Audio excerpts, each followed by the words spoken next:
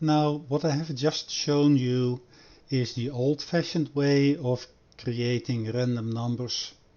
There's also a new random library that's probably a little bit more flexible, but frankly, I think it's needlessly complicated. But I'll show you because it's mentioned in the book, and you may run into it when you use AI to generate some code. So we have a new random library, and you see that over here. In our older programs, we used the C standard library for rand and seed rand functions, and then seed time for the time function. Over here, that's all built in. The only thing you need is the random library. So what you do in the random library, you create some random device. It's an object, and we haven't discussed objects yet, but we're going to call that random number engine. So this is the type, just like integer, string, float, what have you. In this case, we just call it random device, and this is the specific instant of that random device that we have.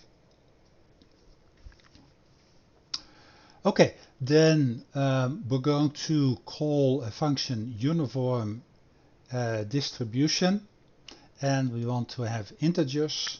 We call it dice value, and it's between these two numbers over here, and because we're working with dice, we'll just take 1 and 6. And over here we have what we call a loop, where you do something 10 times, and 10 times we print rolling the dice and the random numbers that are being generated. So when I run this,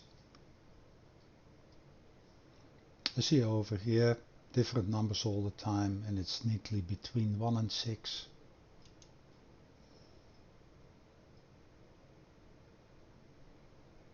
Between 1 and 6 again. And this is just to show you that it works. But it's a little bit harder to remember exactly how to use this, so you probably have to do a search or just use what AI is going to give you. But just for completion, here it is.